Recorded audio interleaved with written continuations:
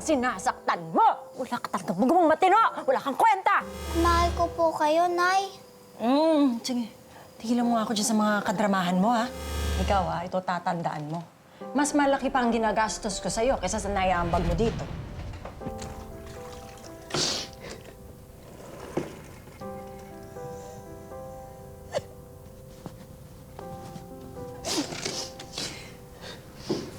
Oh. Bakit? Wala ako, sir. Nahihirapan ka na, no? Hindi po. Nag-iiyak-iyakan ka para pansinin kita. Pues, you got my attention. Pwede ba, sir? Pabayaan niyo na ho ako? Hindi niyo po alam yung pinagdadaanan ko. Hindi niyo po alam yung hirap ng buhay ko. Ginagawa ko po itong trabaho ito dahil kailangan ko. Pero kung pahirapan niyo po ako, okay lang po. Pagtripan niyo ako, okay lang, sir. Palibasa kayo mga mayaman, wala kayong ganitong problema eh. Ginagawa niyo na yung gusto niyo. Mas kami po hindi. Pero sige lang po, sir. Okay lang po, inisin niyo ako. Pagtripan niyo ako. Okay lang po. Baliwala na naman lahat ng yan eh. Para sa mga pinagdadaanan ko ngayon.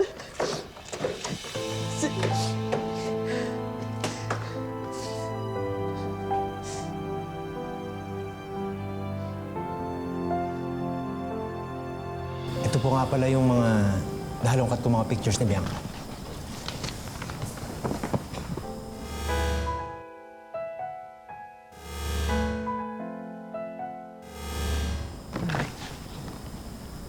Ayan.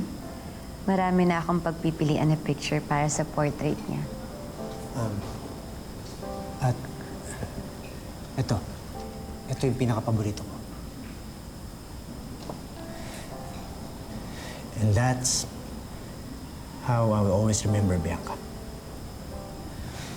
Innocent, caring, loving, and beautiful.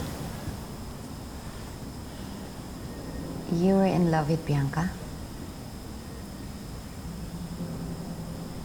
Alam ba niya?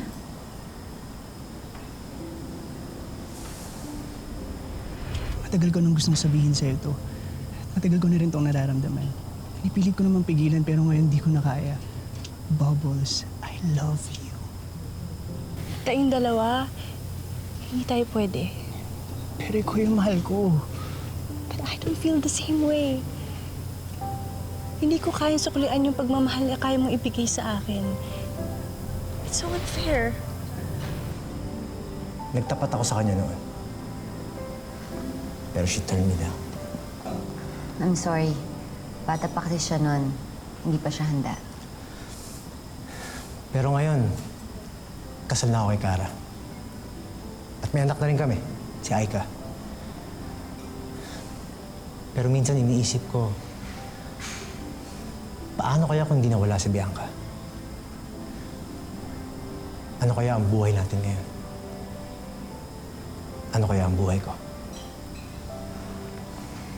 Yan din yung madalas kong tanong sa sarili ko. But I believe Bianca will always be alive in our hearts.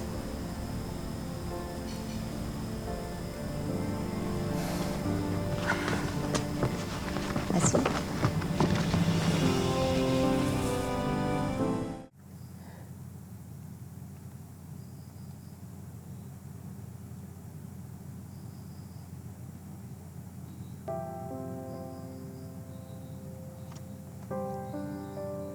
Alam mo, Hope, umpisa pa lang ayoko sa'yo eh.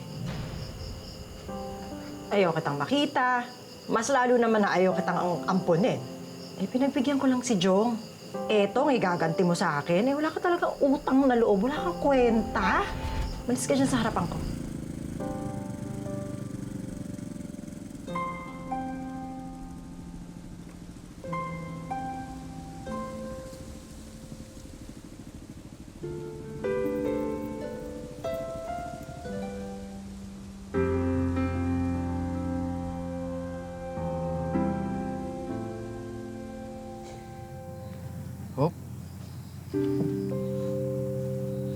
Sir.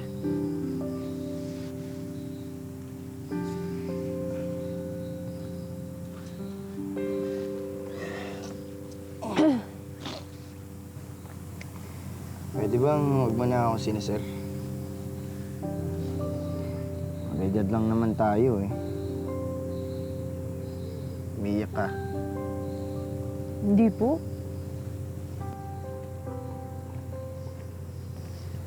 Sorry. Alam ko yung dahilan kung bakit ka umiiyak.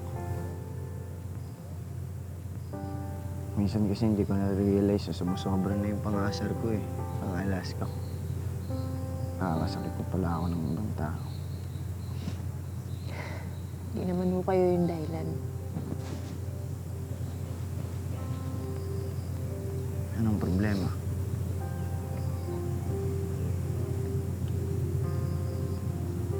Saka, ano ba itong mga bato na to? Bakit inahalagaan mo yan? May nakalibing ba dyan? Wala ako. Tanda yan ng nakaraan ko. Tanda ng mga tunay kong mga magulang na hindi ko kilala. Umaasa ka pa ba na makikilala mo sila? Yun ang lagi sa akin sinasabi ng tatay Jom ko. Na umasa lang ako. Kaya, ginawa niyan para sa akin. Pero kasi, ilang taon nang nakalipas, wala pa rin nangyayari. Kaya siguro, tinakwil ako ng mga magulang ko kasi hindi nila ako gusto. Hindi nila ako mahal.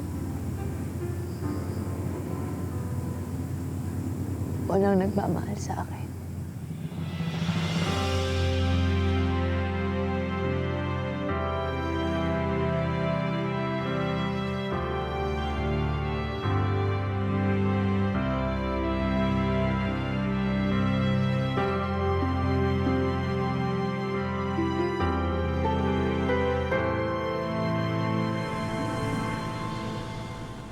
Sinusundan mo ba ako dito? Gusto ko na naman po magpasalamat. Lumapit ka rito para marinig kita. Sige. Type ka ni Sir. Sa gapo niyang yun, ako magiging type niya. Ayaw mo pa ba nun? Bakit? Pag nalaman ba ni Sir Ralph yung sikreto ko, matatanggap ako nun? Tinapon nga lang ako kasi siguro hindi ako tanggap. Sarili ko nga magulang eh. Hindi ako kayang tanggapin. Ibang tao pa kaya. Ayoko na dito! Ayoko na dito! Ayoko na dito! Ah!